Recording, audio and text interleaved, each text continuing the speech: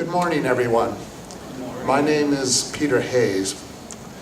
Welcome to the workshop part of our program, and please make sure to turn off your cell phones at this moment, okay?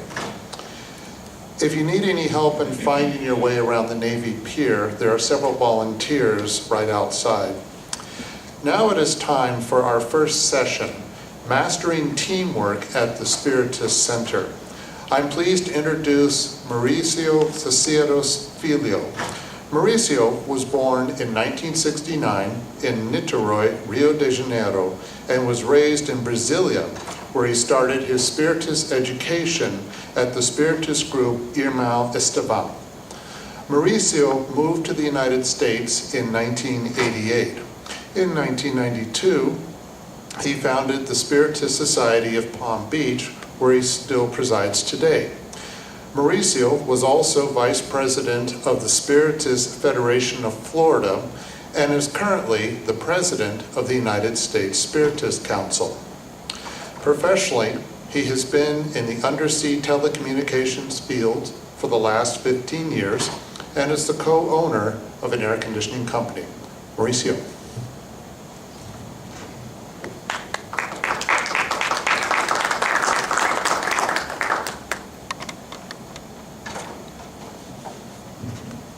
Good morning, everybody. Good morning. Thank you for being here with me today. First of all, I just wanted to say that I'm truly honored to have the trust of our friends from the United States Spiritist Council Board of Directors. They have allowed me to be part of this program today. And of course, the trust of our spiritual guides, who are truly the ones who coordinate these things from the other side. Today we're going to be talking about something that is so important for us, mainly Spiritists, Spiritist workers, directors, volunteers, because anytime we work within a team or a group of people, not necessarily just at the Spiritist Center, but it can be professionally speaking, it can be schools and so on and so forth. We tend to have many difficulties in getting to the objectives we are set out to reach. And most of the time is basically because we don't know how to communicate, or we don't know exactly what our responsibilities are within that group. So it is important to look at these things and always be thinking about these kinds of things and instructing ourselves, educating ourselves regarding these things, because we interact every day with other people trying to get things done. So interpersonal interaction between us, communication is essential to human life.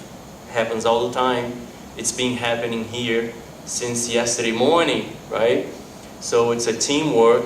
Pretty much everything we do is teamwork, and we depend on others and they depend on us. So it's a very important topic. That's why we decided to talk about it. That's why we suggested this topic. So every day all over the world, we see here the Canadian Senate, we see here the U.S. Senate or House. People get together every day around the world in different countries, different cities, different city halls, and so on and so forth, to talk about things they want to accomplish. And the more we learn how to deal with each other in that sense, the more we learn how to communicate with each other, the more we can accomplish. And as we grow our knowledge regarding this whole interpersonal communication system, we learn that first, just like babies, when we begin working on something or begin learning something, we need somebody's help. We are completely dependent on someone else, like babies are. When we find a job or we're starting a job, at first we need other people to teach us whatever we are supposed to do within our position in that job. So we're completely dependent. As we grow, not only in our physical life as babies and we become younger and kids or we become teenagers, we start finding our own independence. Teenagers, actually a little too much, right? At work, professionally, we also start finding this independence because we learn the stuff that we're supposed to do and we begin to do it ourselves. And so that's how this personal and intellectual growth goes. The problem is that a lot of us, when we find ourselves in this column of independence, we become too independent like teenagers are, and we start believing that we don't need anybody else to help us, that we don't need anybody else to accomplish anything, that we don't need to listen to other people's ideas and so on. That is the problem with understanding that we have or thinking that we have too much independence, because we truly never do. The spirits that are in the higher evolutionary level of spirituality understand that their reality is, and everyone's reality should be, of the one of interdependence. No matter how intellectualized we are, educated we are, no matter how morally progressed we are all going to be interdependent. We're always going to need each other, right? Each other's help, each other's participation, so we can continue to accomplish things and grow together. And this is exactly what we have to understand at the Spiritist Center, that we need each other. No matter what our positions are in the Spiritist Center, in the Spiritist movement, if we're the directors or presidents or so on and so forth, we need each other to make things come about, to divulge, to disseminate the Spiritist message. We can't not do it alone. I mean, doing together is hard enough, right? Do it alone is kind of impossible. But believe me, there are people out there who truly believe that they are so independent and they don't need anybody else to accomplish their tasks. But we cannot do that. Before we get into the communication part of our talk today, we need to understand what exactly is the team we are in. Who makes up this team? Who are we in this team? And we are, of course, Spiritist workers. That is, our objective here is to work as Spiritists, to disseminate Spiritism, to make our Spiritist centers be more strong and have a more solid foundation. But what exactly is to be a Spiritist worker? Has anybody ever taken a class on that? When we first walked into the Spiritist Center and said, "Oh, I like this, can I help?" Did anybody educate us on what it is to be part of this team? Usually the answer is no. Usually. So what exactly is a Spiritist worker? Because we're not going to know how to communicate if we don't know exactly what we're supposed to be doing there in a team. Before we accept any responsibility, we have to understand that we need a qualification to do what we're set out to do within that scheme, that team scheme. Can I really accomplish that task? Whatever the task is. If I want to be a pass giver, if I want to be a medium, if I want to serve water, fluidified water, magnetized water at the end of the meeting. Do I know how to do that? Do I know where the little cups are? Do I know where the water is? Whatever it is that we need to do, we need to know if we are qualified to do it. And if not, we can qualify ourselves. We can look for instruction and education in classes and training, wherever they are, and qualify ourselves, right? So that's the first thing. Can I do it? Am I qualified to do it? Availability. How many people accept responsibilities and just after that they find out that they just don't have the time? For whatever reason, They might be studying, they might have kids that they have to take care of, they might have hobbies, or whatever it is, or their job doesn't allow them too much time to take care of that responsibility they accepted or they volunteered for. So we have to really think about that, because once we assume any responsibility within the Spiritist Center, people in that team are now trusting us that we are going to accomplish those tasks. Imagine a football team or a soccer team or a basketball team where one player is not going to be playing. He might even be there showing up, but he didn't have time to prepare himself, qualify himself. So he's there, but he's really, or she is really not there, right? So we have to find out if we have time to do that. And some directors, some people in the Spiritist Center, coordinators, they sometimes miss that point, and they want to force people to become volunteers, to become workers. And that is the last thing we should do. We should invite people, but at the same time, present these things to them and say, are you qualified, or can you qualify yourself? Do you have time? How many times you go to people and say, well, you only come one time a week to the center. Why don't you come 2 or 3? Why don't you take care of the books and then you become a Spiritist speaker and this and that? A lot of times we forget that we are forcing people to do things. Usually because the center needs more help. We're always in need of help, right? But we forget these things. And a lot of times people, because they're friends of ours, because they like the center, they embrace these responsibilities without having qualification, without having the time. And what happens then? They become so stressed with these things they accepted without really thinking about it. And soon enough, they're going to drop that position or not show up or not prepare themselves. So it's going to be a team player who's really not there. He might be there physically present, but his mind or her mind is somewhere else. And they're not prepared to do that work. So as Spiritist directors and coordinators, we have to think about that. Not to really force people into doing things. Whatever we do in the Spiritist Center, in the Spiritist movement, should be done from our heart. Should be done with love. And if we're all constantly stressed out about doing things, constantly thinking, oh my God, I have to go to the center today. I really want to go to the park or go to the beach or something else, or stay home with my family.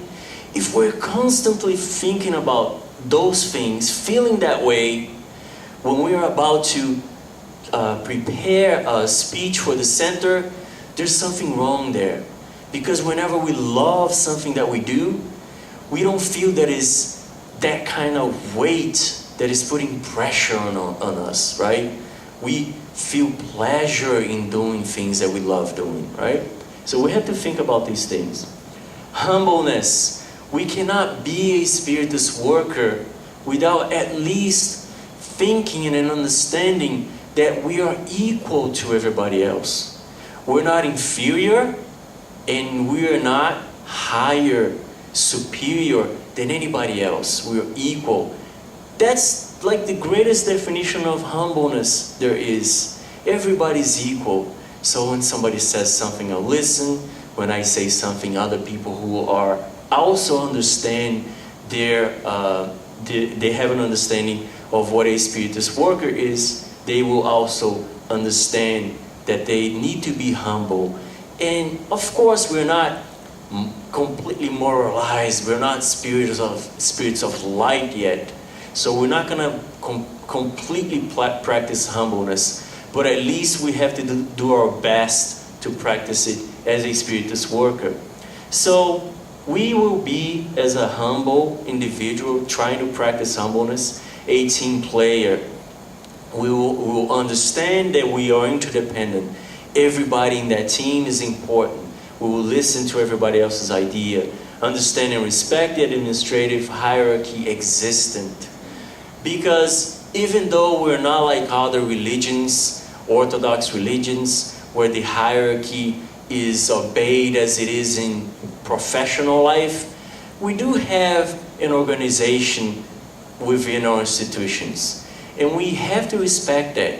For example, in this event, we have coordinators, one coordinator of this room, one coordinator of the main room, and other volunteers who have any questions or need to change anything or anything else, they will go to these coordinators before those changes or those questions can be answered, right?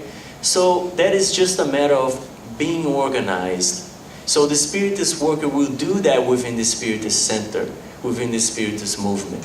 So if I coordinate a mediumistic meeting at the center, instead of doing whatever I want, if I want to make big changes in the meeting, let more people into the meeting, or take some people out of the meeting, any changes or change the meeting date or time and so on and so forth, what do? I go to the board of directors, the coordinating body of the center, and we'll all talk about it and we'll find the right decisions.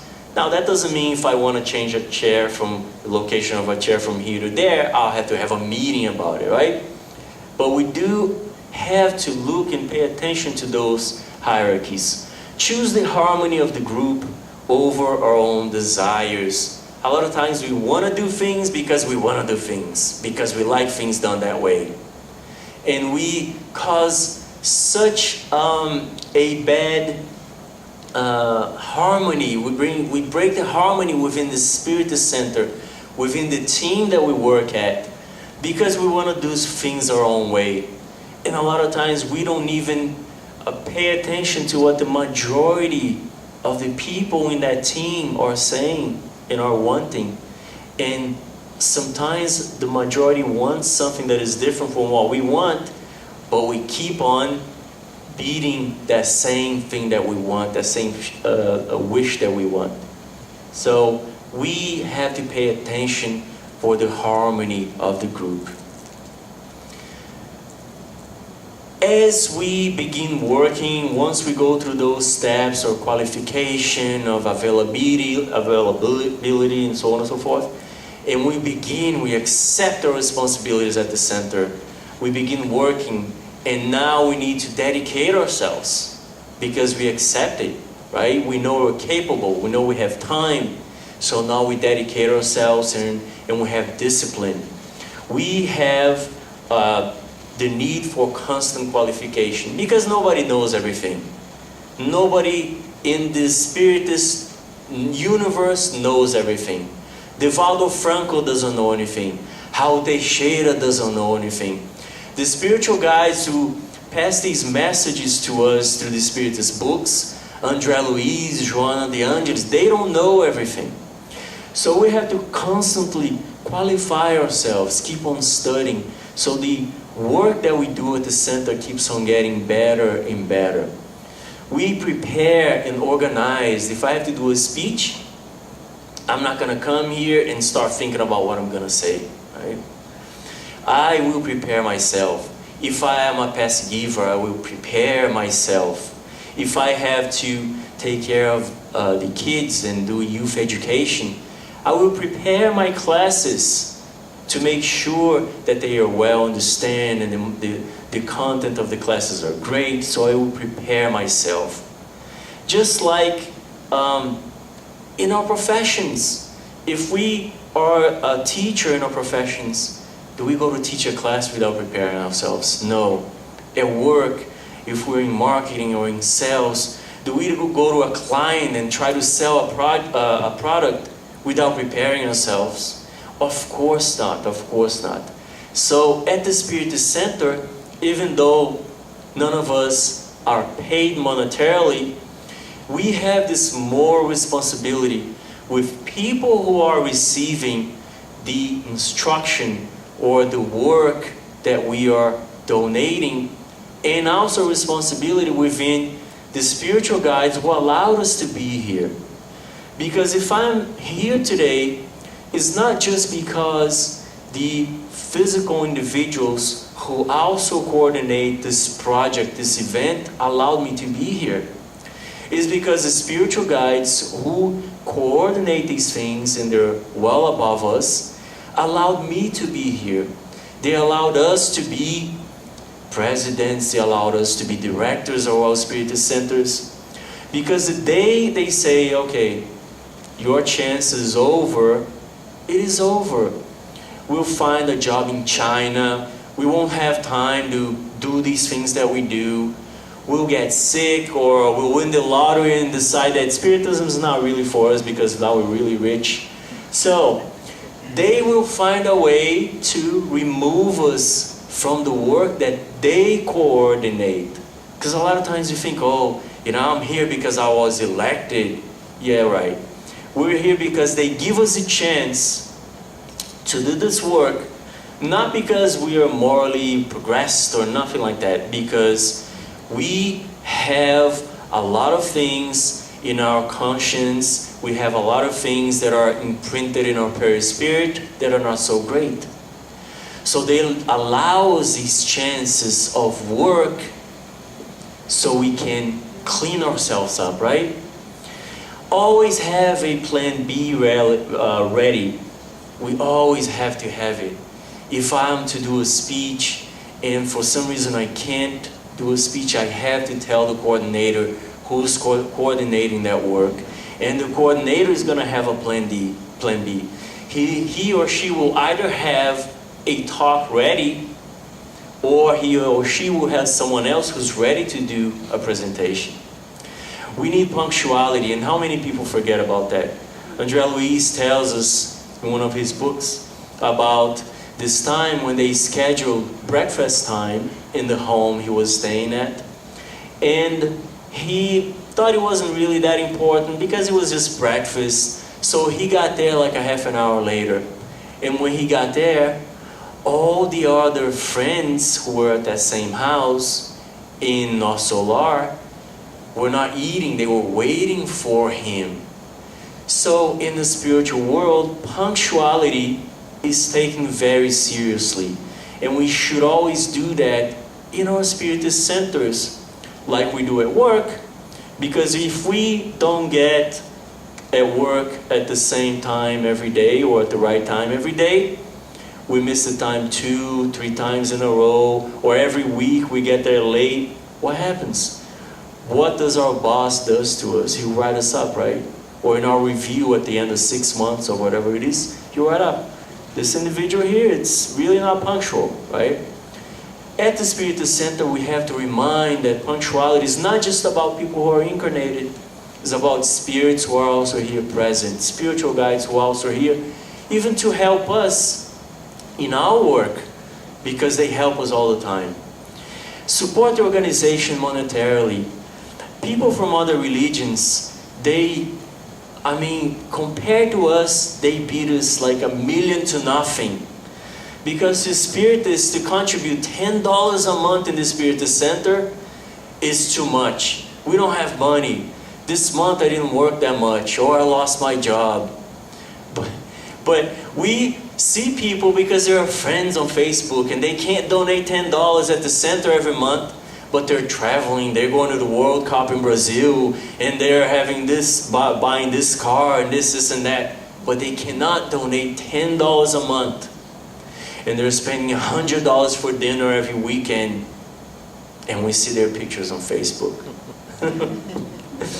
So let's support organizations. Why do people from other religions or doctrines support the organizations?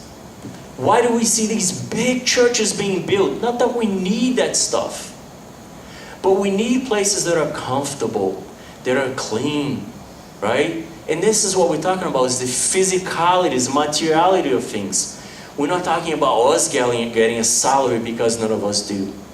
But why people of other religions do that? Why do they donate 10% or more? And that's not even what we're asking for, right? Or about, right?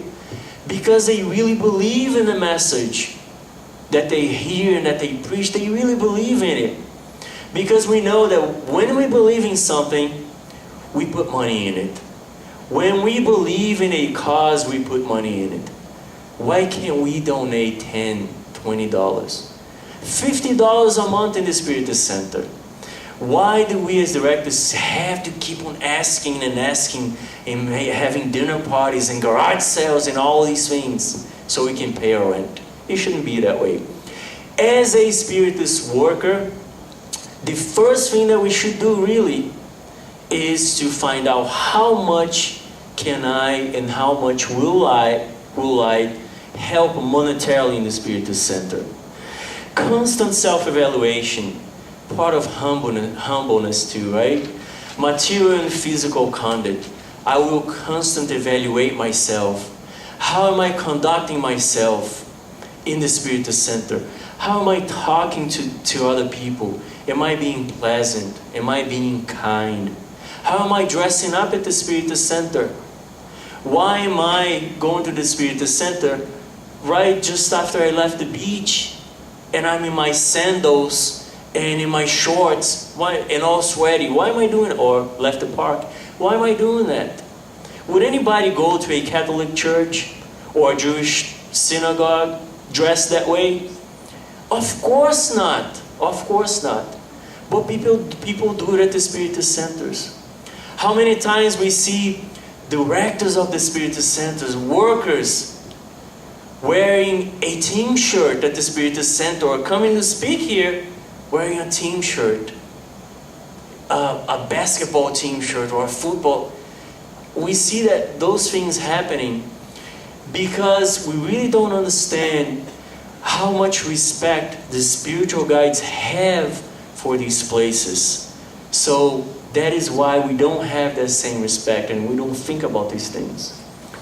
Before participants of the group, having kindness, respect, before society, because being a Spiritist is not just at a Spiritist event, it's not just at the Spiritist Center. And people get to know us as we participate in these groups. People get to know us. People come and they watch us talk, and they see us doing past giving, and they see it on the streets. We don't even remember them, but they remember us. They know who we are. So how are we conducting ourselves outside of the Spiritist Center? Maintain constant contact with the coordinating body of the group. Some workers and even directors at the centers, they think they don't need to have any more contact with anybody else because they're so independent, right? So they don't need to participate in board of directors meetings, administrative meetings, because they know how to do everything already and they want to do everything their way already. No, we need to have this constant contact with other people from the group, because that is how we maintain this affinity between ourselves. That is how we create rapport. That is how we create friendships between ourselves. And if I'm not doing that great in my life for whatever reason at a certain point of my life, and I'm having contact with other people in my group, they will help me. They will support me. They will even carry my responsibilities for whatever amount of time I need at the Spiritist Center so I can recover myself. So that is really important. When resigning, if one day we decide that we can't, for whatever reason, take care of the responsibilities we have embraced, give enough notice. Anybody quits their jobs just saying, you know what, I don't feel like doing this job anymore. Hey boss, see ya. Anybody does that? Why don't we do that? Because we know we need another job 2 days from now, right? Or a week from now, right? So we don't do that. Let's give enough notice, because if we demonstrate from our hearts that respect towards the responsibilities that we carry in the Spiritist Center, the spirits will understand how respectful we are, and they will respect us. Our spiritual guides will also respect us as workers, as Spiritist workers, as Christian workers, for future things that we need to accomplish, right? So let's have respect for also the directors of the center. Let's let them know in 2 weeks from now, or in a month from now, or until you find somebody to replace me, I'm gonna be here. But please find somebody to replace me, because for whatever reason, I can't do this work anymore. If any feeling of revolt remain towards members of the group, do not divulge it to regular or sporadic participants of the center.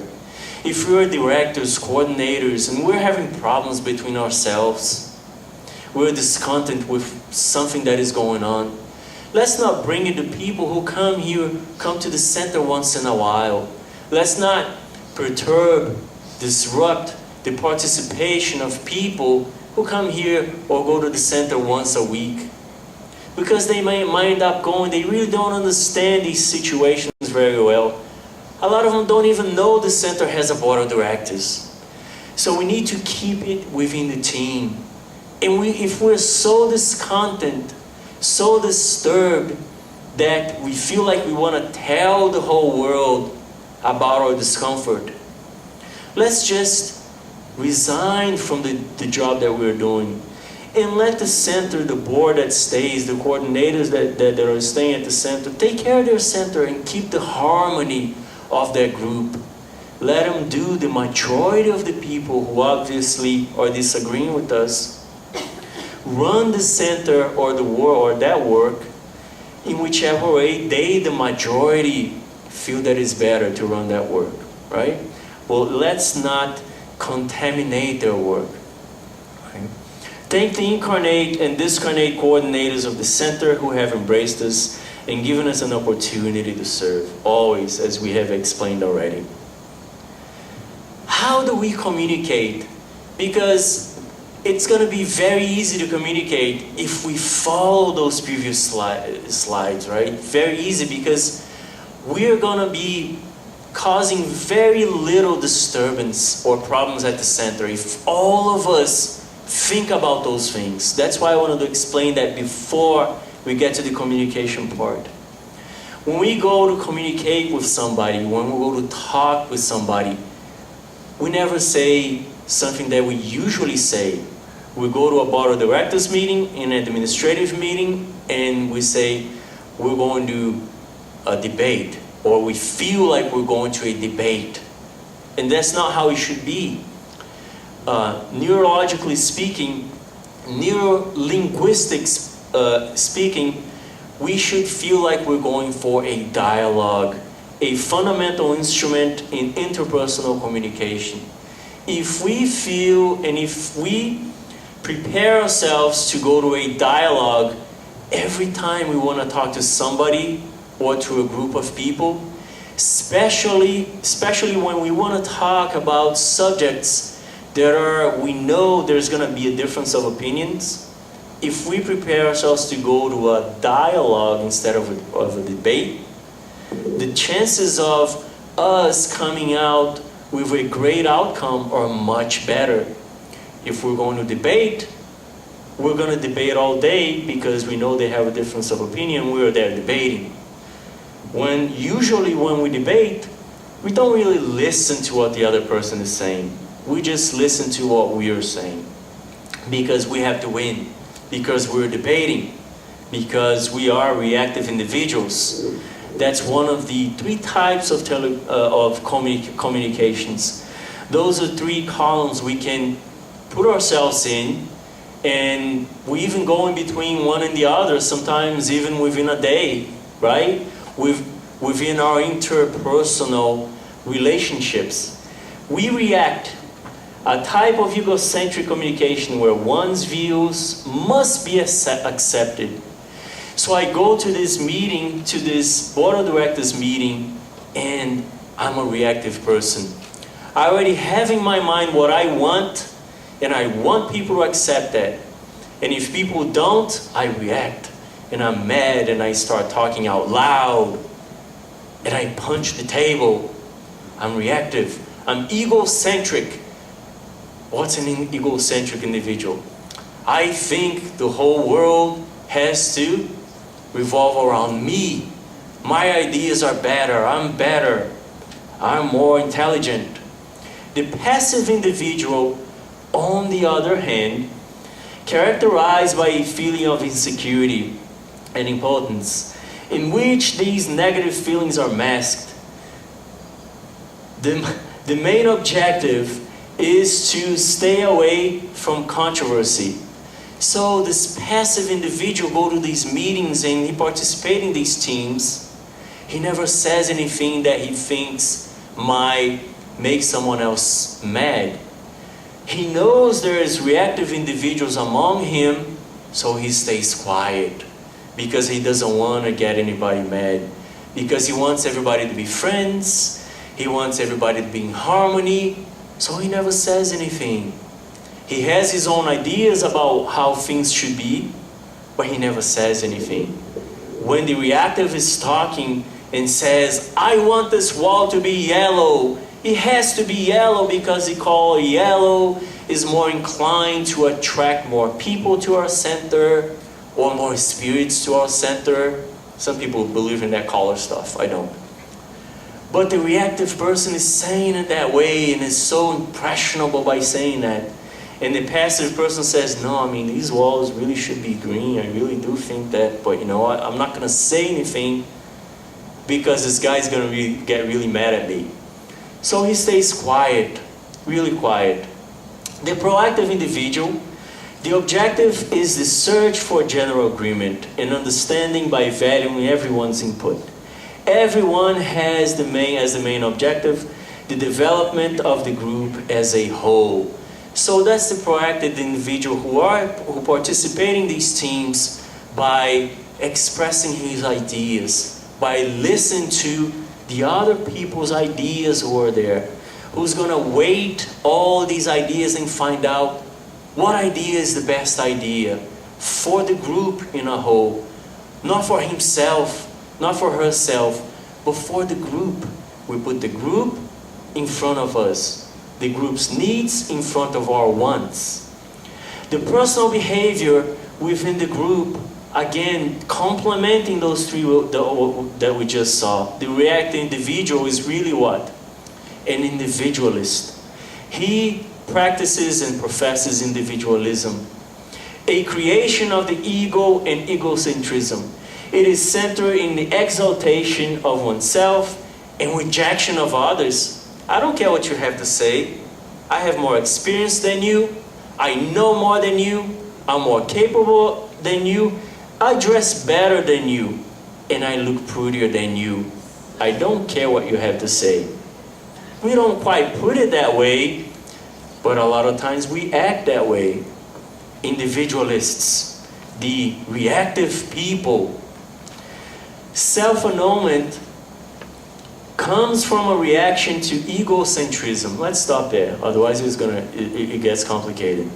Like we said before, we know ourselves because we're afraid that this individualist up there is going to get mad, okay?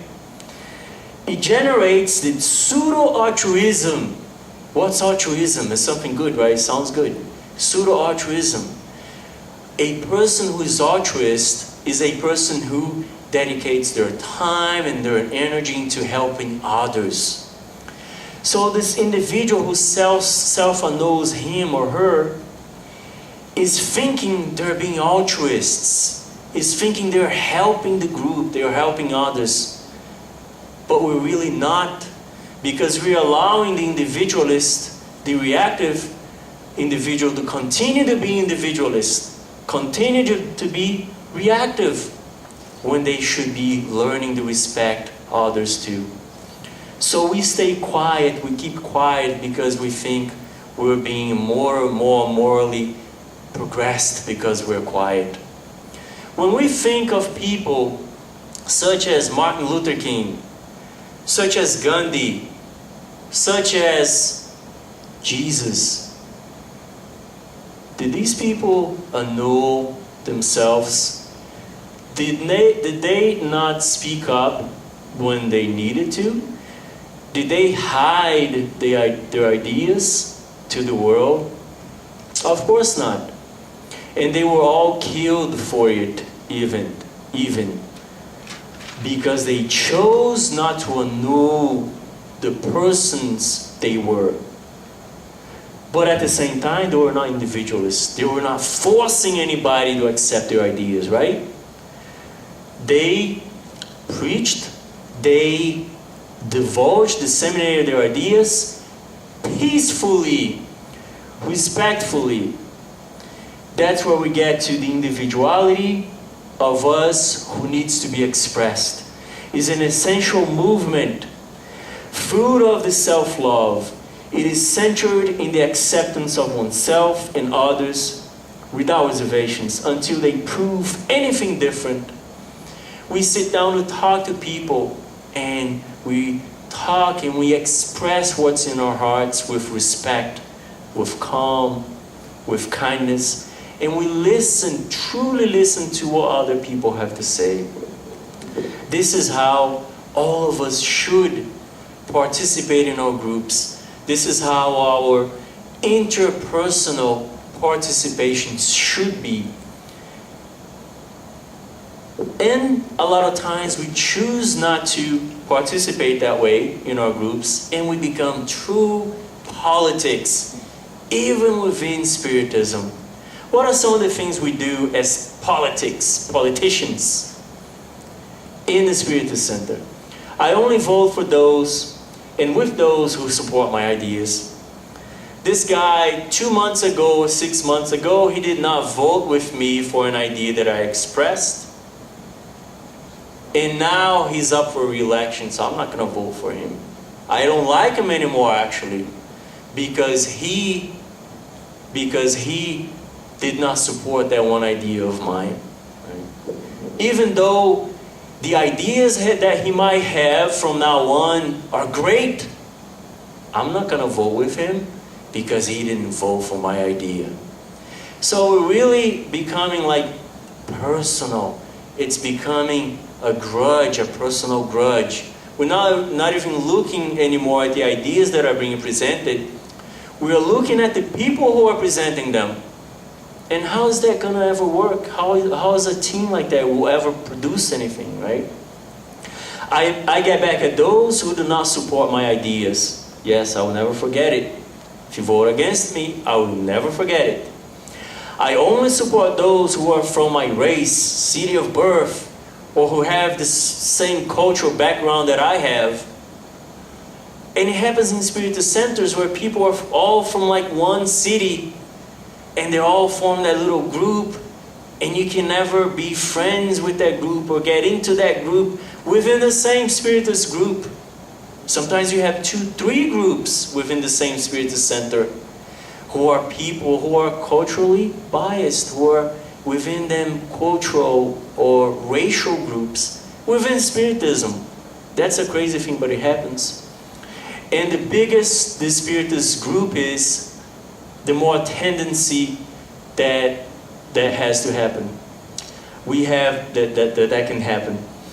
Kardec was very clear that he thought it was much better for us to have smaller groups and more groups than less groups and bigger groups. Because he knew that bigger groups are much harder to coordinate, and what you end up having is smaller groups that make up the bigger group. We have big federations in Brazil with thousands of people, where people who go on the Thursday night meetings, they have never seen an individual who has been going to for 20 years to the same center on the Sunday morning meetings. Or the other groups that are going to the Wednesday or the Monday night meetings, they have never seen it, don't even know who they are. And they're all from the same Spiritist center. So we need to be careful with those kinds of things. I have a tendency to overlooking the wrongdoings of those who have a great ability to support me in achieving my objectives. That's how we think, that the objectives here are mine. They're not the group's objective. And sometimes we even project this idea, this crazy idea that just because it's my objective is now the group's objective and is the best objective for the whole group. So we need to think about the majority of the people. What are the majority of the people in our team saying? Are we listening to them or not? And the only way we're going to do that is if we examine ourselves. Because we are beings of love. That is our essence. We were created, what? As God's image. And God is love. God is love. We are love too. The problem is, we find that it's easier for us to practice things that are not so great.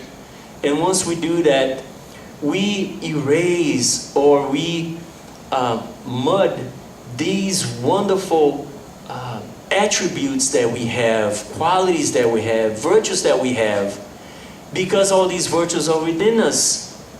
We are compassionate, sincere, and patient whenever we want to be, whenever we choose to be, or to whomever we choose to be.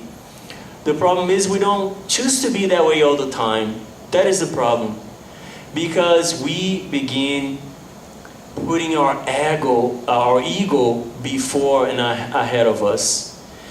We begin to practice all these other feelings that we create within ourselves. And these feelings just mud the waters.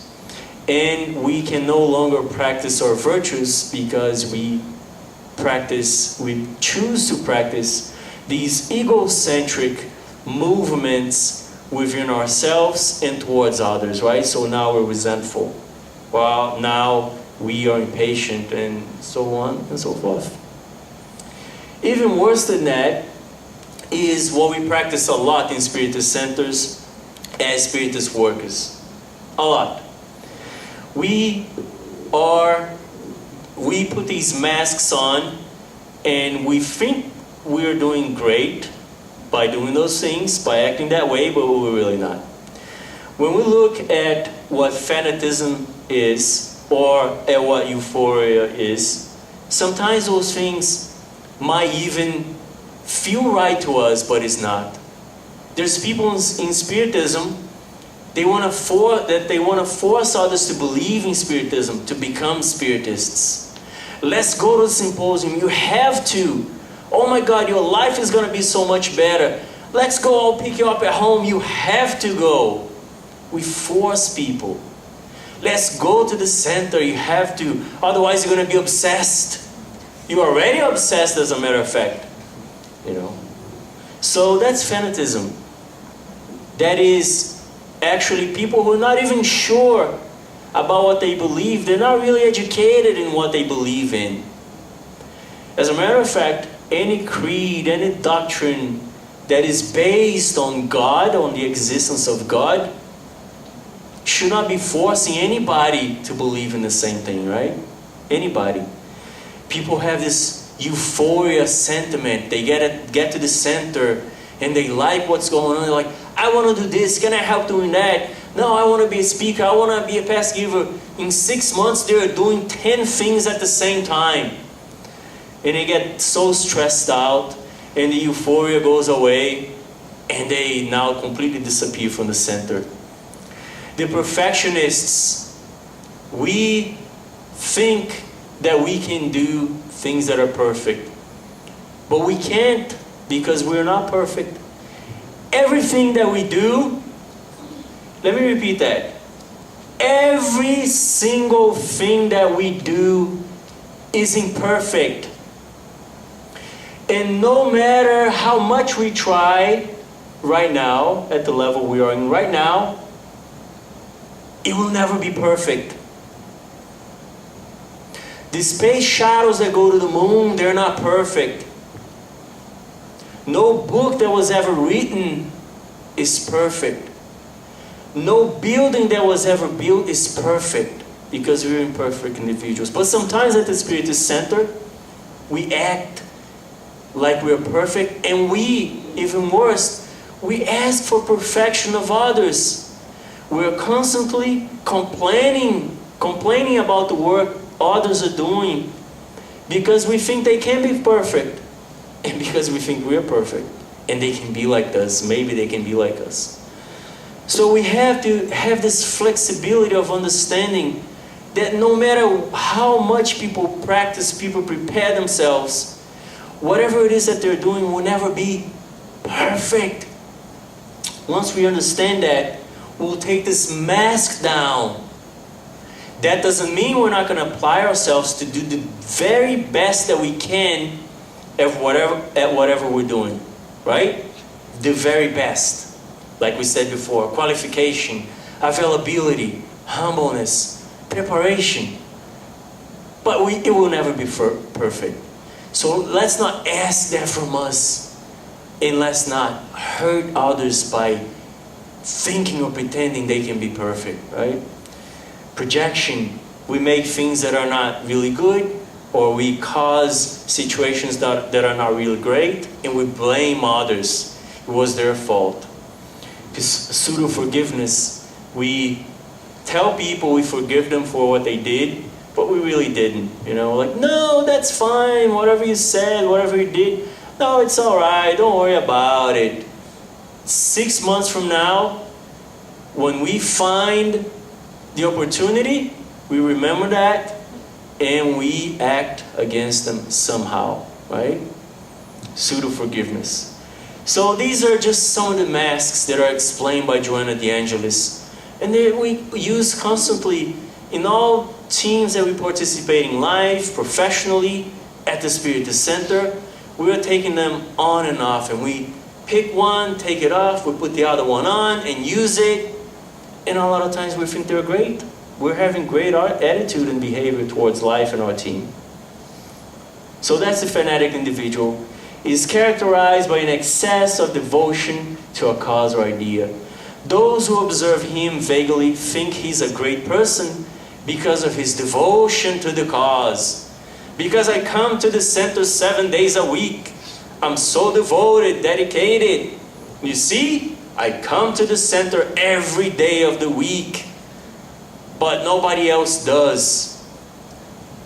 When I want to show people what I do constantly, am I being devoted? No. I'm being a fanatic. I just want to show people, right? In truth, when analyzing him in more profoundly ways, we will find that this devotion in excess is simply an inconscient compensation resultant of his psychological insecurity regarding that which he thinks he believes in. So we're really not truly lovingly dedicating ourselves. We're trying to show other people how nice we are, how dedicated we are. We're not really in peace within ourselves about what we're doing. We're doing these things to show others. So that's another projection, another mask that we constantly use like the other ones. Because these masks, they completely mud the waters. They completely endanger our capability of utilizing our virtues, the virtues that are within us. So we need to pay attention to that. And we're almost at the end. The parable of the prodigal son, to me, is like the most beautiful parable in all of the gospel. For those of you who don't remember, there was a father, and he, because one of his sons, he had two sons, one of the sons kept on insisting that the father gave him money. The father was rich. And he kept on insisting that the father split his fortune and gave it to the sons. So after much insistence, the father split the fortune, half and half. One son took the fortune, went away, and went partying and spending all his money. And for a long, long time, all he did was take advantage of the physical, material pleasures of life, because he had a lot of money. And of course, after some time, because he didn't work, he spent all his money, all his fortune. And he began suffering a lot, to a point where he didn't have anything to eat. He had to stay on the streets and eat food that was given to him, that was left over from animals' food, the animals that were being fed, whatever was left over, they would give him that food, those rations. After some time, he started thinking, my God, I'm suffering so much. And my father is rich. All I gotta do is go back to his house, his home, and he's rich. I'll just ask for forgiveness because I cannot take this anymore. He goes back to the father's home, and the father sees him from a distance, and then what? He gets so happy. He's so happy to see him. He opens up his arms and is like, "My son, I'm so happy you came back to me. I thought I would never see you again, but you decided to come back to me." And he puts this big feast together. He tells all his servants who work for him, "Let's put this big feast together because my son who I love so much came back." At the same time, the other son, he is really jealous and really mad because he's like, "Why are you doing that, father? You gave him half of the fortune and he went away. He spent all that money. But I stayed here by your side. You had never prepared a feast for me. And I'm here by your side." And the father says, "It doesn't matter. He is a son, also a son I love, and he came back to me. So I will continue to love him forever and ever." This parable is so important. And once we analyze this parable psychologically speaking, we see God who gives us all this fortune of life that we have, intelligence, our physical bodies, our physical existence, families, friends, so we can disseminate His message of love through our actions. So we can become friends with each other, be more loving with each other, and learn to one day love each other, because we really don't know how to love each other yet. We say it a lot, but we really don't know. So this father gave us all this fortune, and we misuse it constantly. Like the prodigal son, we misuse it. We spend it for no reason. And we dedicate our lives into material things. But we must understand that through this parable, He's telling us constantly, no matter what you do, whatever it is wrong that you're doing, at the Spiritist Center, professionally, at the Spiritist movement, as long as you're trying, and as long as you understand that I exist, whenever you want to come back to me, I will have my arms open. Divinity will always forgive us. Will always give us a new chance. Because forgiveness is really within our minds. There's no hell. Hell only exists if we create it in here. So we will always be forgiven. And at the other son who was mad about the son who came back, how many times at the Spiritist Center we live with people at the center for so many years. We practice Spiritism. We work at the same center for so many years. But we never forgive them. They might have even done something that was really not great. They might have hurt us or others, but we never forgive them. Because we always think they're going to be that prodigal son who is always in that situation of taking advantage of people or the center, or having those masks on. But the more we learn to forgive and to embrace people and try to communicate well with people in a proactive way, in a loving way, as we saw before, the more people will be inclined to change. That is the message of the prodigal son parable that I understand and that I try to remember constantly. And it's only remembering that we, in our lives, we go in between those two positions of those two prodigal sons, because at the end of the day, there wasn't just one, there were really two prodigal sons.